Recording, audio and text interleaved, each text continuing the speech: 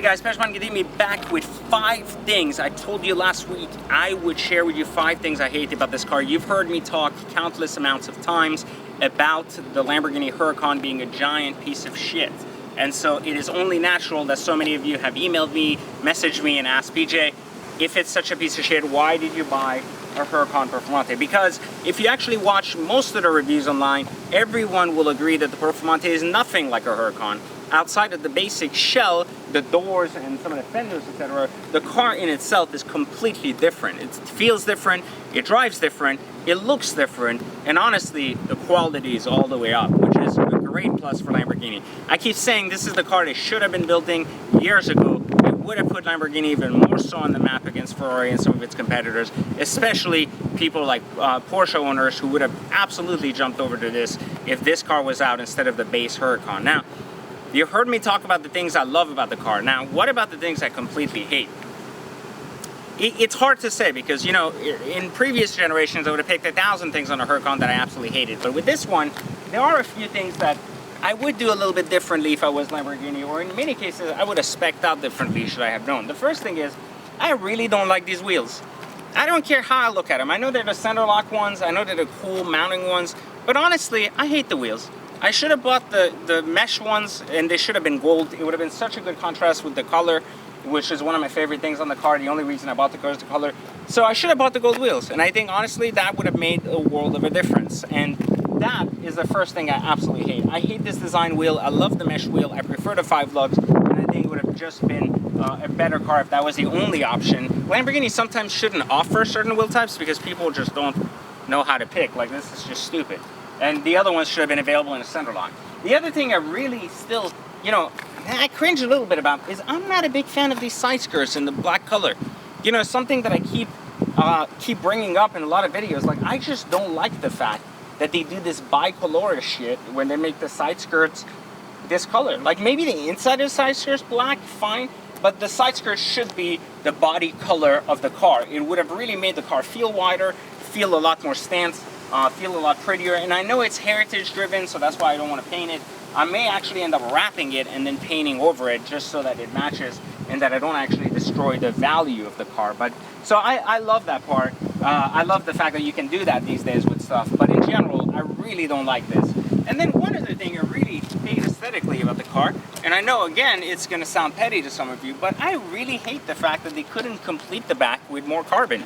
They ended up leaving some plastic and then some plastic there. Why? It wouldn't have been that much more expensive to extend the carbon all the way out and really give it a fuller look. But for some reason, they chose to still do this, which is okay. I guess I'm not as angry as I was with the first Huracan, which was a complete piece of shit. In this case, the car actually looks pretty decent.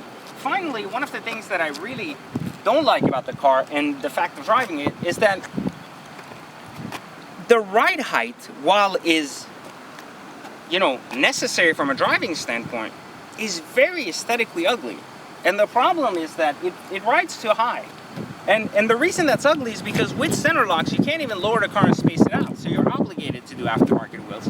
And I find that a shame because in order to keep the performance alive and to keep the specs the same, I would have loved to have this car be a ½ inch shorter, meaning a little bit lower on the ground. It would have given it a much better feel overall. I feel that the Performante was such a perfect piece of art, like perfect in every way.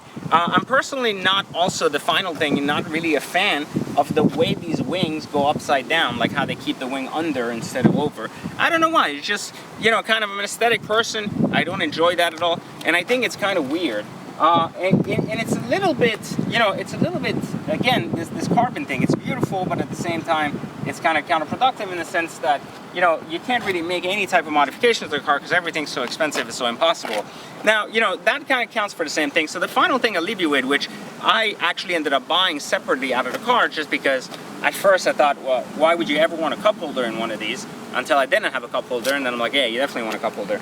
And the cup holder is actually located here. A lot of people don't know. I ordered mine. It's actually on its way. If you actually look here, you'll see this beautiful design thing, which I've talked about in previous videos. If you click here in the cup holder version, it'll actually pop out a cup holder, versus this thing right now is steady because it has the cup holder delete. And so these are the 5 things that I really don't like about the new Huracan Performante, and that I really recommend you guys pay attention to in case you're going to spec out your very own Performante. Hopefully you like this video, and please make sure to subscribe to this channel for more cool videos about some of my exotic cars, my thoughts on them, and of course, more importantly, discussions about values and about the cost of some of these cars, because Performantes like these can be bought at sticker today, and in many cases dealers are actually having 15, 20, 30K refunds back on basic colors, not on one-of-one colors, but on a lot of the, you know, basic cars sitting there that haven't sold, like the Rosso, Mars, etc., which gives a good opportunity to you to be able to buy one of these and drive it for a few months, if not a year, completely free, learning some of the strategies we teach at Exotic Car Hack. So click the link in the video if you want to learn the free training on 90 minutes on how to buy your first exotic car in the next 90 days. Literally, you're going to learn that in 90 minutes and actually be able to get in one of these without using any of your money. So click the link below, subscribe to this video, give me a thumbs up because you think I'm still cool even though I still haven't lost weight from the last video, and I'll catch you guys in another video next week.